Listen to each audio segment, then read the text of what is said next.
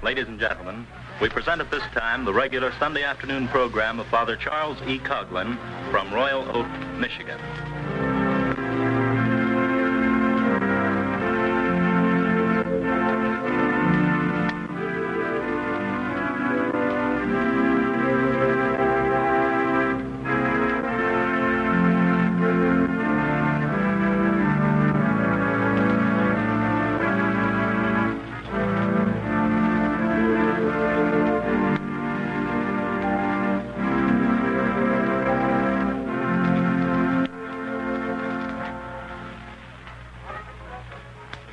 Ladies and gentlemen, Father Coughlin is deeply grateful to the many thousands of persons who were responsible for filling his office with mail.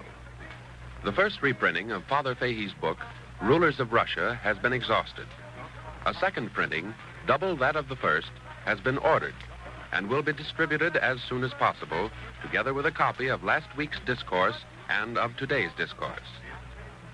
Needless to say, we were happy to learn of Father Coughlin's courageous stand taken last Sunday. Today, fortified with brilliant quotations, it will be his privilege to address this audience on the subject, Discussing a Christian Front, that all may know the truth about Christian democracy and the necessity of incorporating its principles in this nation.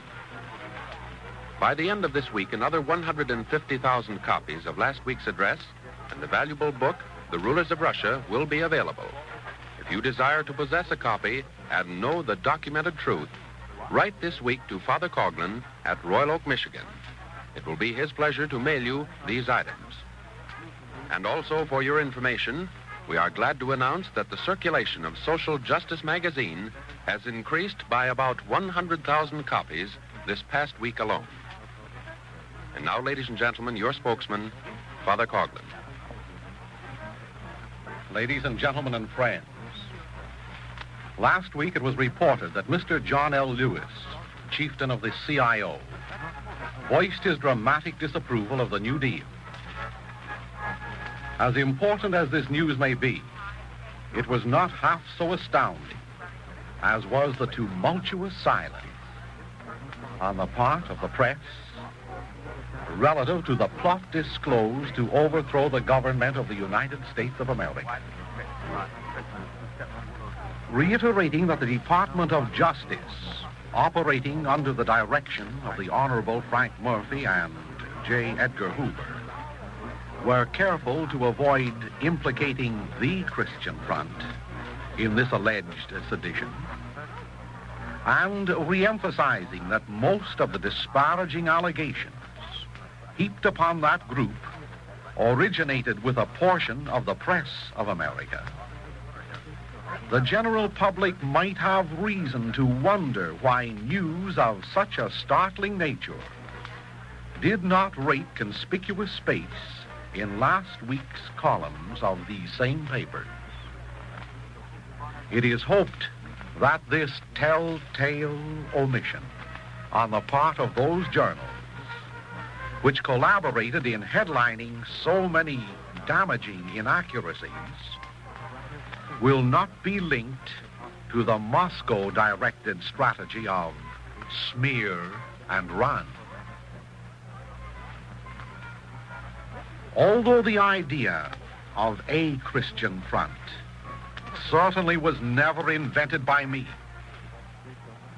although in one sense it is traceable to the hillsides of Palestine and to the upper room in Jerusalem, where the resurrected Christ addressed his followers, praying that they be one and commissioning them to act officially in his name, there seems to be current the idea that social America can survive without a Christian front, that we can achieve prosperity and happiness without adopting the principles and morals taught by the crucified Christ to direct not only our individual personal lives, but also the policies which should find expression in our social, public lives.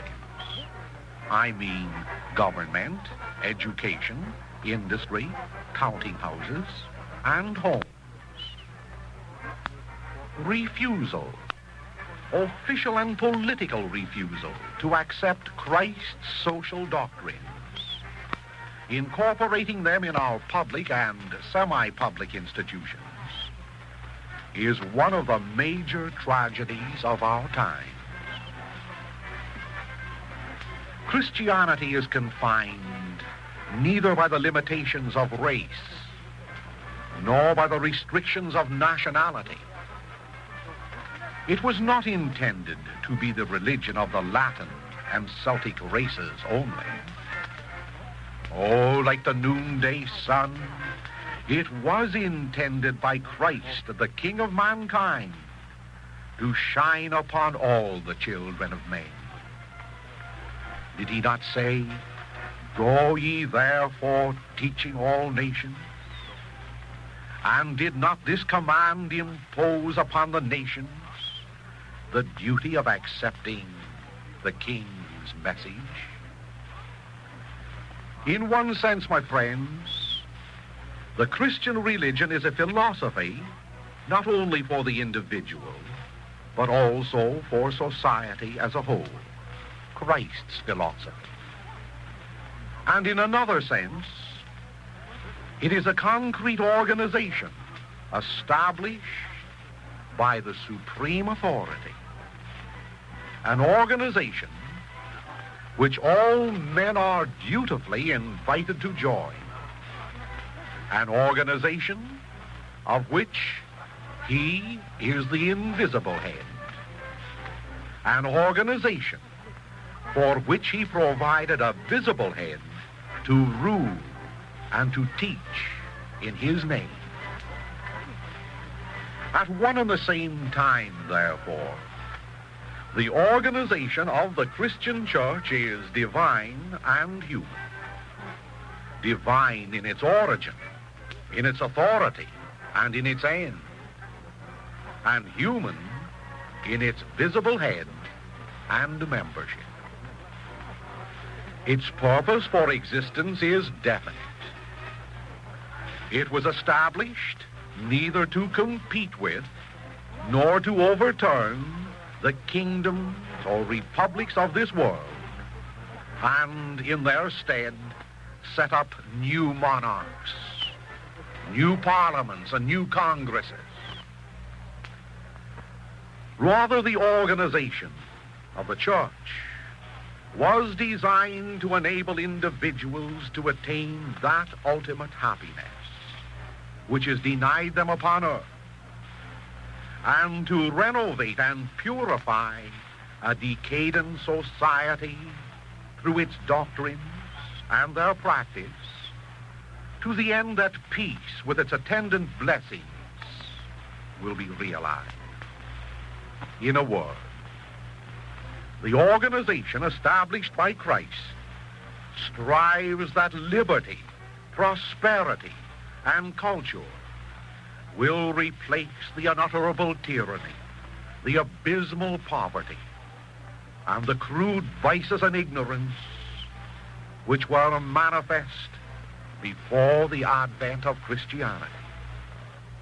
Evils which are rapidly reappearing in our day because many citizens and governments have definitely refused to acknowledge Christ as King and his religion as the world's Magna Carta, its Declaration of Independence, and divine Constitution all in one. There then, my friends, is the basic idea of a Christian front. An idea not to be confused, as I have warned and do warn again, with any temporal organization operating independent of or contrary to the organization established by the Son of God. And there then is my concept of a Christian front, consisting at one and the same time of a doctrine and of a God-born organization for the salvation, the redemption, and peace of mankind. Thou art Peter or a rock, and upon this rock I will build my church. To thee do I give the keys of the kingdom of heaven. Feed my lambs and feed my sheep. He who heareth you heareth me. I will be with thee all days until the consummation of the world. Without me you can do nothing. Upon those and other familiar biblical passages just quoted are established the fundamental idea of the colloquial term Christian front, which, in its more hallowed terminology, so I can see, is identified with the Christian church. A Christian church not dead but alive in 1,000 sub-organizations closely federated under one jurisdiction. A Christian church not dormant but awake to every vital and moral issue of the day. A Christian church whose members, not subservient but militant, are prepared to fight as true soldiers of Christ. The Christian front, which I consider to be nothing more than a popular word for the Christian church established by Jesus Christ, is not, unfortunately, the only front which invites the citizens of this nation and of every nation to join its ranks. Definitely there is an anti-Christian front which, at the same time, is anti-God. And there is a non-Christian front which, although professedly is neither anti-Christ nor anti-God, is best described by the words a naturalistic front. The former, the anti-Christ, anti-God front, sometimes is referred to by scholars as the Marxian front. It is positively materialistic. It entertains no idea of the future life or of future happiness. It is openly anti-king and anti-government, having adopted a program of worldwide revolution. It acclaims Barabbas, the thief of liberty, of happiness, and of prosperity. It acclaims him as its patron. It is the roaring lion going about the world seeking whom it may devour, roaring on the rostrum, roaring in the press, on the silver screen, in the classroom, in the halls of government, roaring with its purchased propaganda of shallow promises and candy-coated lies to deceive, if possible, even the elect. Chameleon-like, it changes its name and external manifestations from age to age, and will continue to do so until eventually it will appear incarnated in the person of Antichrist himself. More insidious, possibly, than this Marxian front is the naturalistic front. It is associated with the general teaching that man, although recognizing God and Christ, nevertheless can manage to get along without them, particularly in his social life.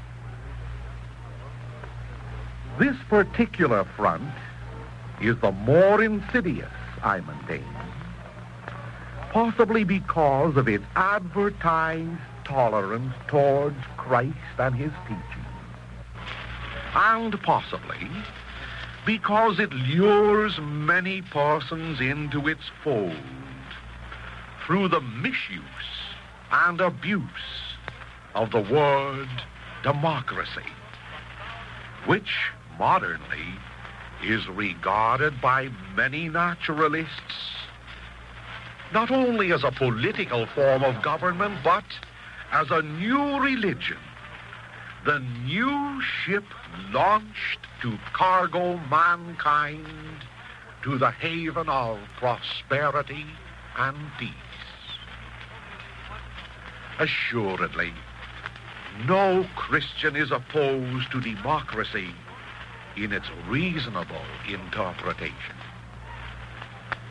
Gladly do we maintain that it is a form of government designed to safeguard liberty and to better the conditions of the masses.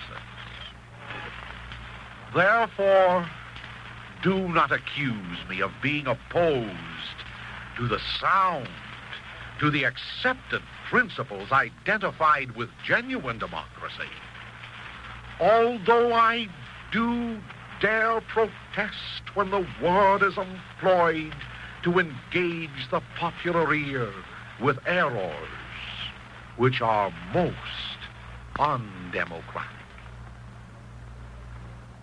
Beware, then, of this insidious naturalism. It advances the theory that religion should be cabined within the four walls of a church, cribbed into a single day of the week, or confined to private devotions whispered within the cloister of a home. It dismisses as impractical the theory that Christ came to establish a new social life for the world, with all its divisions and activity. And finally, it argues that Christianity should have no honored place in government, no final voice in law, no acknowledged dominance in domestic affairs, and no established textbook in school. It is the voice of a sickly child impertinently saying to his father, "You are my parent, I confess, but away with you and your physician and nurse and tutor. I can provide for myself." Man, the measure of all things, is also one of the fundamental preachments of the naturalistic front. Yes, puny man, emerging from the slime of the prehistoric marshes, congregating in his tribes, building his nations, tyrannizing his fellow citizens, rising to a momentary power, and sinking to political, economic, and spiritual slavery. Oh, puny man may have produced an Aristotle, a Demosthenes, a Virgil, or an Augustus. But recollect, my friends, that the doctrine of man, the measure of all things, also produced the paganism of the Greeks, the imperialism of the Romans, and the moral, physical, intellectual, and economic degradation of the 20th century, whose chief occupation appears to be that of war and conquest. Pause, therefore, to inquire, why did Christ come into the world? Your penny catechism tells you why. To redeem and save us, of course.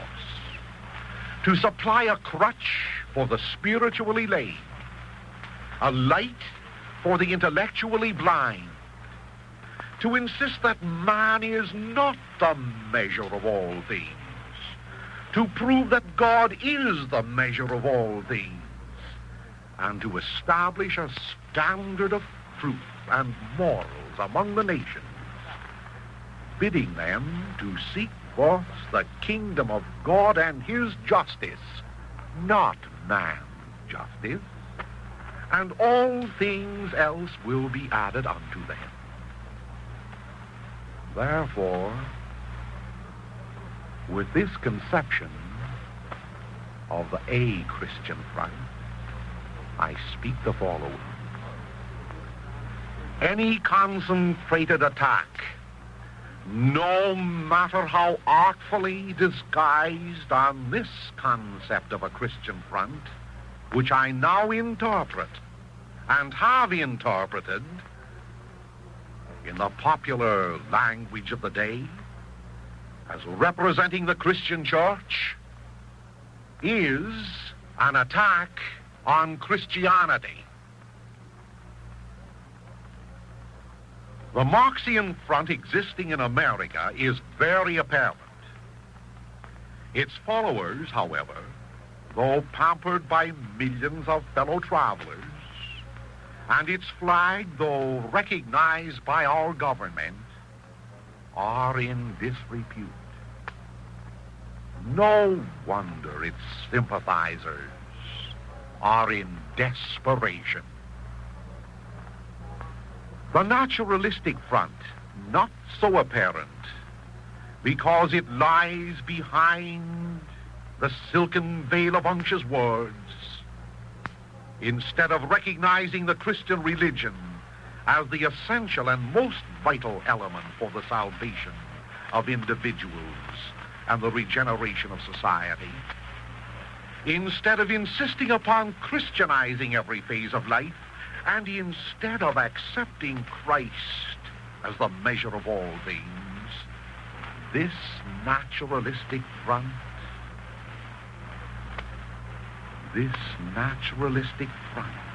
makes man, I repeat, the measure of all things, and views democracy without religion as more important than religion itself. That's a startling statement. And here is an example of what I mean. In a widely publicized address delivered at Yeshiva College, New York City, December 11, 1937, the Honorable Frank Murphy, now an associate judge on the bench of the Supreme Court, indicated, unconsciously I hope, indicated the insidious advances made by this theory of naturalism, even in the mind of a Christian gentleman. Addressing his remarks to a group of educated Jews, Mr. Murphy advanced this following theory. Said he, quotations, added to these similarities in faith, Christian and Jew have in common a goal which, in a sense, is larger, more vital than religion itself. That goal is the fulfillment of the ideal of democracy in its every phase, political, social, and economic. It is the task of carrying over into our social and economic order what in religion is called brotherhood. It requires the practical, willing, thoroughgoing, and unselfish devotion of every individual, regardless of creed. Democracy, continues Mr. Murphy, as conceived and expressed in the American Constitution, is something more than a method of government. More than a method of government. It is a passionate political faith. It is a faith in the natural capacities and inherent possibilities of the common level of man in his essential worth and dignity. in the scheme of democracy, as in the code of Christianity, all men are on a common level of dignity and importance, unquote. In other words, my friends, democracy is here regarded as more important than religion. And man is regarded as the measure of all things. In other words, this fallacious interpretation of democracy finds no place for poor Christ in the public inn of civilization. According to that theory, Christ's place is in the hidden cave with the animals. Ladies and gentlemen, for thousands of years, possibly, mankind has struggled to make the world safe for real democracy, for spiritual, political, civil, and economic democracy. Success of an undeniable nature attended the efforts of the pioneers from the days of the apostles onward. Eventually, when states divorced themselves from Christ, the tide turned perceptibly. Step by step, the naturalists marched to power. Eventually dawned the French Revolution with its gospel of the rights of man, forgetting to include in its program the rights of God. Humanity, liberty, equality, fraternity. These were its catchwords. These were its promises. Oh, but what of its fruits? Yes, poverty, industrial slavery, war, depression, class hatred, atheistic communism, worldwide turmoil, and finally, Christ once more standing crowned with thorns, holding a reed in his holy hand, awaiting crucifixion. Democracy triumphant. Democracy more important than religion. Man, the measure of all things. Oh, let facts, not rhetoric, answer me these. And I mean not real democracy, but the modern perversion of that word, which endeavors to make it more important than religion, nay, which endeavors to make it the common religion of mankind today. Recollect again the quotation which I read for you from Mr. Murphy's speech. Modern democracy, according to the interpretation of the words of this honorable gentleman delivered in the Yeshiva College speech, becomes not only the modern religion, but greater than religion. Its high priests greater than the apostles. Its philosophy sounder than that of the Word made flesh. And it's imperialistic or Bolshevistic or Nazistic or political brotherhood more precious than the spiritual relationship established by the crucified Redeemer.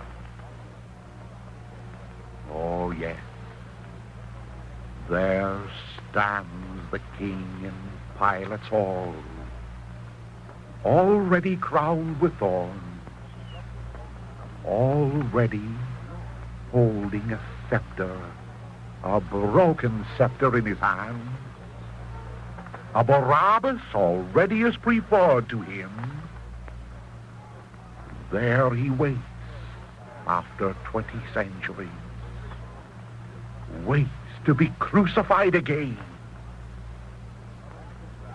Yes, waits for the dissolution of his doctrines in a civilization that regards democracy more important than religion. Rabbi Samuel H.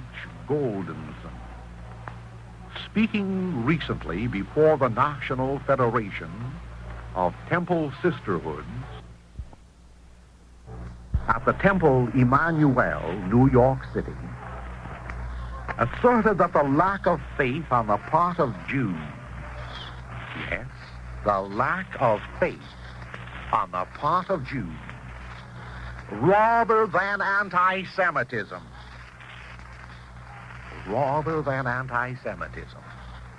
is the most serious problem facing Jewry today. The distinguished rabbi went on to add, quotations, "It is the health of the Jewish mind with which we are concerned. Unfortunately, there are too many sick souls in our midst. That is the problem of Jewry today. Souls in which faith seems to languish," unquote. Paralleling the rabbi's statement, one might say to Christians and to pseudo-Christians who imprison Christ's religion, at least within the confines of a church, that the most alarming phenomenon in America today is not the attack on democracy, but the lack of faith in and understanding of Christ's teachings and the operations of the church he established, without which genuine democracy cannot exist. My friends, recognize that the church established by Christ possesses the only divinely conceived program to save individual souls and to renovate the law of the earth in all its social aspects, the only one. And this program will not be abandoned, even though its presentation invites persecution. In his famous book entitled The Arians of the Fourth Century, John Henry Cardinal Newman set down an immortal passage which is apropos to what I have just said. Here are his words, quotation. "Strictly speaking, the Christian church, as being a visible society, is necessarily a political power or party. It may be a party triumphant or a party under persecution, but a party it always must be, prior in existence to the civil institutions with which it is surrounded, and from its latent divinity, formidable and influential even to the end of time. The grant of permanency," continues the Cardinal, "was made in the beginning, not to the mere doctrine of the gospel, but to the association itself built upon that doctrine, the organization. Thus, the ecclesiastical body is a divinely appointed means towards realizing the great evangelical blessing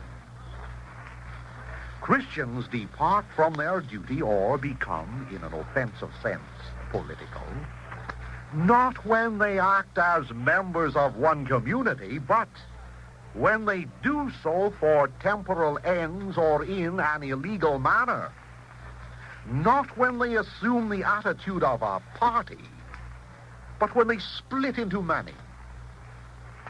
If the primitive believers, continues Newman, did not interfere with the acts of the civil government, it was merely because they had no civil rights enabling them legally to do so. But where they have rights, the case is different, and the existence of a secular spirit is to be ascertained, not by their using these, but their using them for ends short of the ends for which they were given.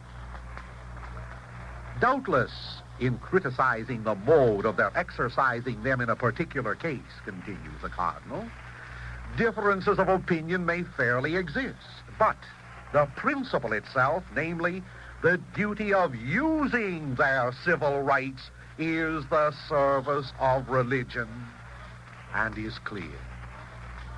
And since there is a popular misconception that Christians, and especially the clergy as such, have no concern in temporal affairs, it is expedient, concludes His Eminence, to take every opportunity of formally denying the position and demanding proof of it. In truth, the Church was framed for the express purpose of interfering, or, as the irreligious men will say, meddling with the world.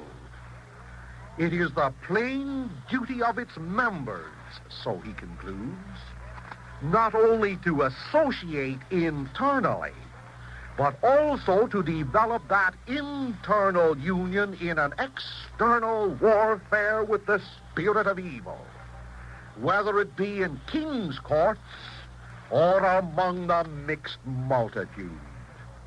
And if they can do nothing else, at least Christians can suffer for the truth and remind men of it by inflicting on them the task of persecution. Unquote, Cardinal Newman. Therefore, let us reaffirm these principles.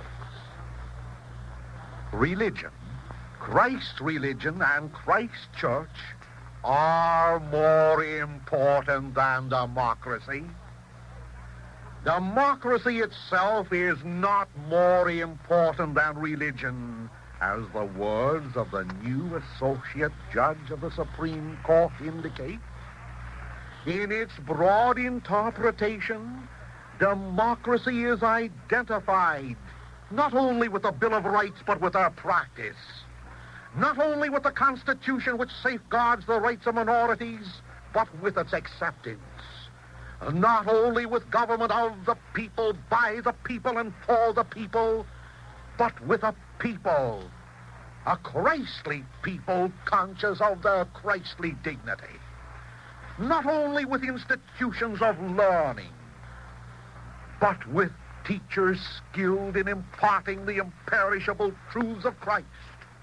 Not only with bountiful fields, well-ordered factories, an abundance of raw materials, but with a Christian plan of economy designed to produce and distribute the wealth of the land. Naturalistic democracy, the mere rule by a majority of people careless of Christ, cannot succeed in bringing these things about. Christian democracy alone can achieve the ends we desire.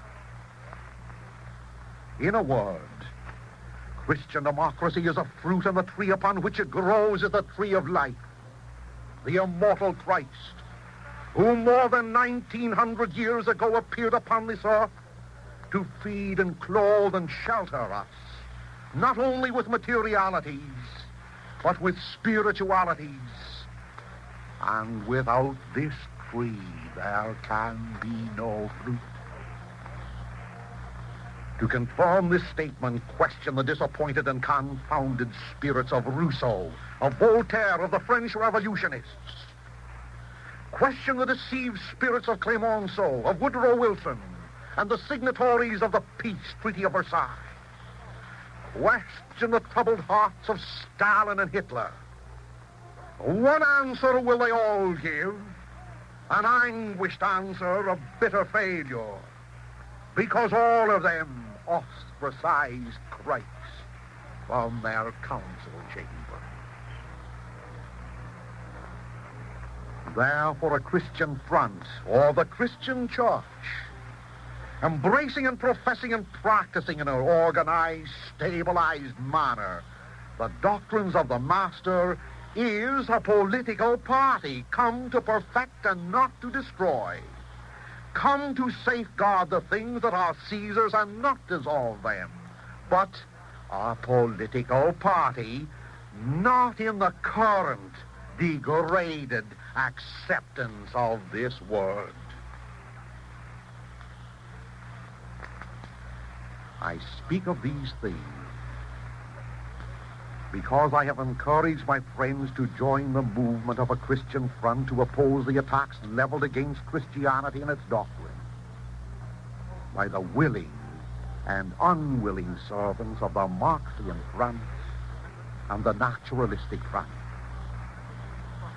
Recently, a group of laymen, together with a sprinkling of leftist ministers of the gospel, petitioned government officials to investigate my activity. With certain journalists, they join forces. Incidentally, such an investigation will be welcomed with graciousness, particularly since it has been my life's ambition to contribute a share in protecting the Christian heritage of this nation and to defend its constitution from attack, not only against the Herods of anti-Christianity, but also against the Judas Iscariots who wear the outward badge of Christ upon their mantles, but within the chalice of whose hearts there are found the Luciferian dregs of non serviam, I will not serve.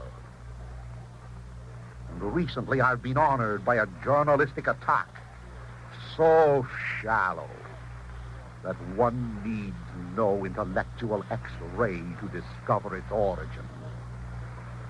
I suspect that those who insidiously and Cobra-like framed this attack directly against me and indirectly against the principles which I love, I suspect that through some strange power which they have over those whose hands wield the journalistic pen, I suspect they had a motive in spreading their campaign of vilification. Possibly the motive of the masterminds merely to rid the world of a troublesome priest. Possibly there was a more sinister reason. Well, to employ others to perform a deed which the real instigators dare not attempt to do themselves is no new technique, especially when political prestige and economic power are involved. I recall what one of the predecessors of the Honorable Frank Murphy spoke on this point before the Supreme Court of the United States in the closing days of the Civil War, while the armies were still in the field. I refer to the Honorable Jeremiah Sullivan Black, who outlined in the legal case entitled Ex Parte Milligan the technique of how those who sit in the seats of the mighty sometimes operate to rid themselves of a troublesome foe. He said, quotation, Under the old French monarchy, the favorite fashion of it was to write a letter de cachet, signed by the king. And this would consign the party to a loathsome dungeon until he died, forgotten by all the world. In Turkey, the verbal order of the Sultan or of any of his powerful favorites will cause a man to be tied in a sack and cast into the Bosphorus. Nero accused Peter and Paul of spreading a pestilent superstition, which they called the gospel. He heard the defense in person and sent them to death. Afterwards, he tried the whole Christian church in one body on a charge of setting fire to the city. And he convicted them, though he only knew that they were innocent, though he knew that he himself had committed the crime. Judgment was followed by instant execution. Herod saw fit, for good political reasons, closely affecting the permanence of his reign in Judea, to punish certain possible traitors in Bethlehem by anticipation. This required the death of all the children in that city under 2 years of age. Herod issued his general order, and his provost marshal carried it out with so much alacrity that in one day the whole land was filled with mourning and lamentation. And Macbeth understood the whole philosophy of this subject. Macbeth was an unlimited monarch. His power to punish for any offense or for no offense at all was as broad as that which the Attorney General claims for himself and his brother officers under the United States. But Macbeth was more cautious how he used it. He had a dangerous rival from whom he apprehended the most serious peril to the life of his government. The necessity to get rid of him was plain enough, but he could not afford to shock the moral sense of the world by pleading political necessity for a murder. Yes, as in the days of Macbeth, so in our own day, they must mask both the truth and the real assailant from the common eye, lest the public know definitely who are aiming the darts of destruction and for what sinister purposes. For these and many weighty reasons, Macbeth thought it best to commit the execution of his design to a subordinate agency. The commission was organized in Banquo's case, sat upon him that very night. They apprehended him, and at a convenient place beside the road where it was known he would be traveling, they did precisely what the Attorney General says the military officers may do in this country. They took and killed him because their employer at the head of the government wanted it done and paid them for doing it out of the public treasury. Unquote. Probably the greatest Attorney General that ever lived in these United States of America, Jeremiah Sullivan Black. Yes, this gentleman spoke those words when the courts of the land, together with those who surrounded the chief executive, were maintaining that all civil courts should be dissolved, that imperial power should be vested in the military and in the chief executive, and that dictatorship should rule supreme with all out of the way who questioned it. But friends, is there a parallel today in the sense that all opponents who disagree, if not with principles, at least with the practices of this government, should be liquidated in preparation first for Mobilization Day, and then for our entrance into a world war to defend the imperialism of a far-flung gospel of international finance, of anti-Christianity and naturalism. If so, most unfortunately, there are always servants, be they in the editorial rooms or in the pulpit, available to assail those who object to their communism, to their international finance, and to lending aid to the imperialisms abroad. Indeed, history can repeat itself. Hireling clergymen in the past were engaged to prove the divine right of kings and the divine right of defending the status quo of exploitation.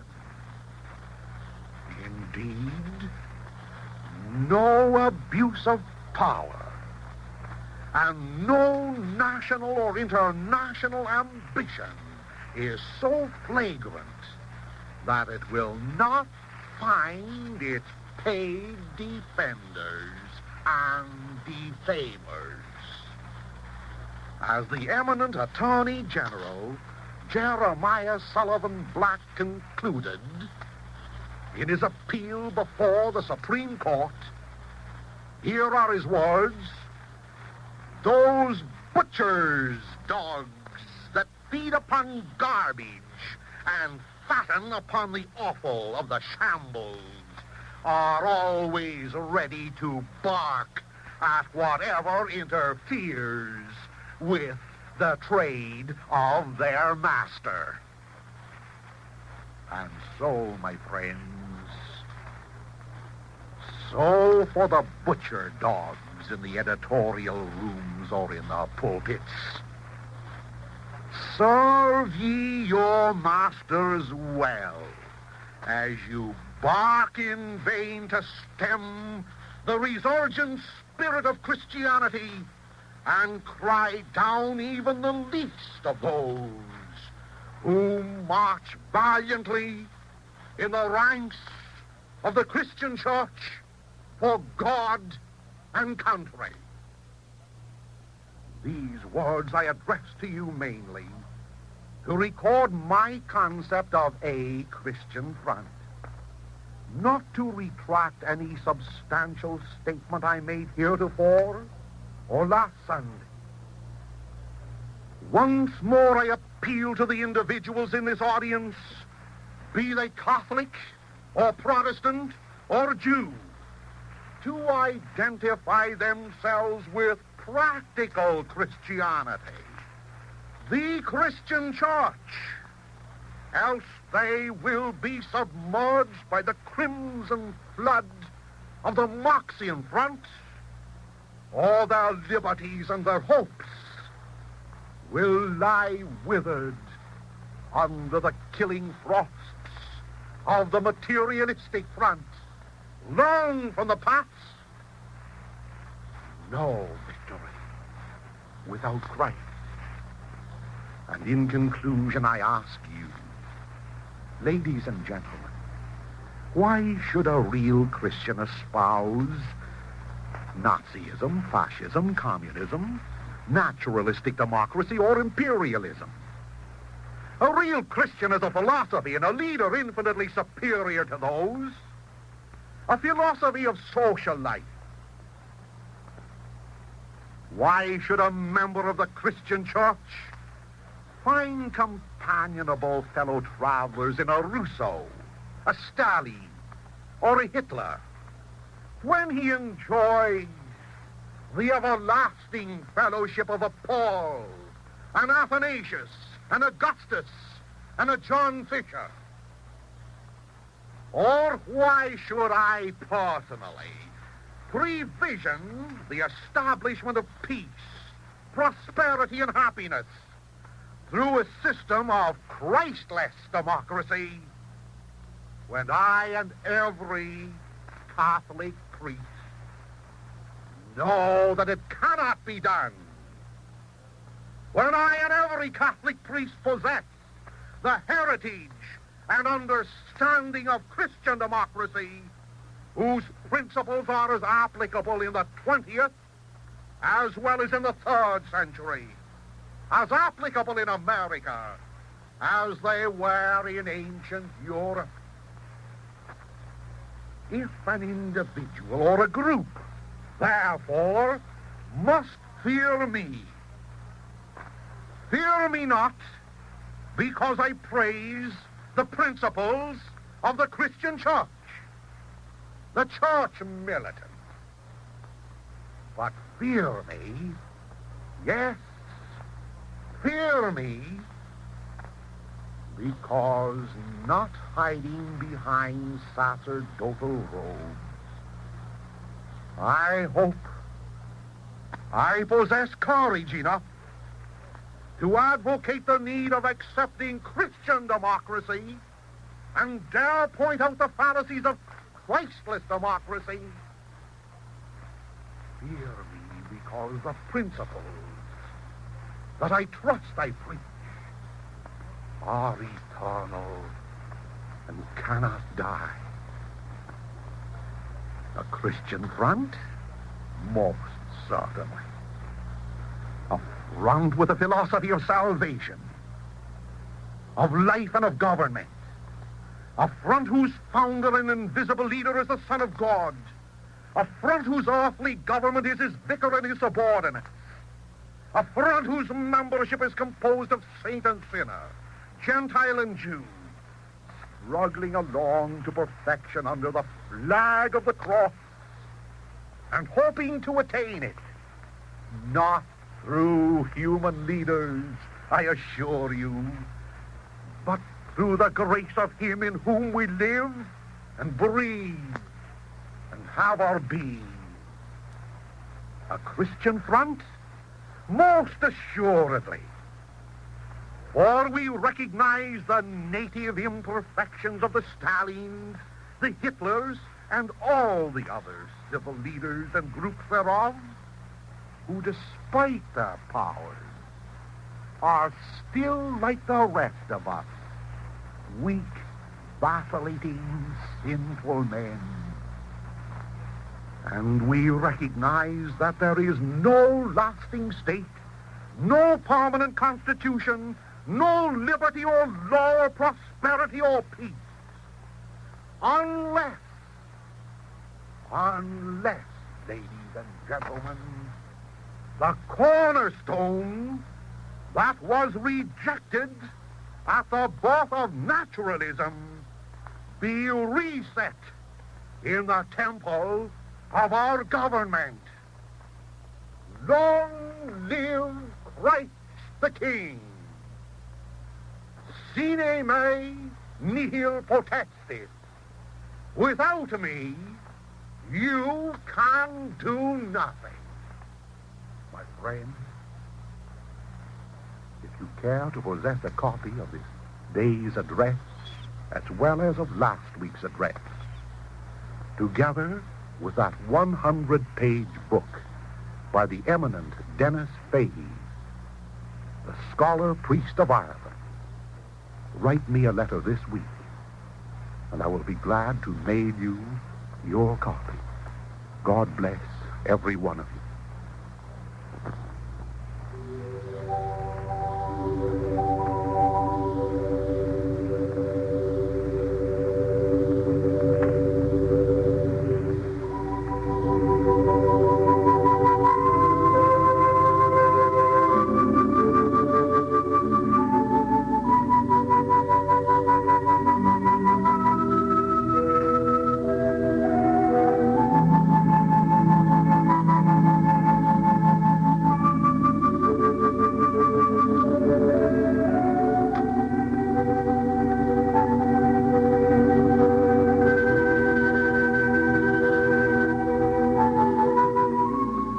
Ladies and gentlemen, kindly address your letters for copies of today's address directly to Father Coughlin at Royal Oak, Michigan.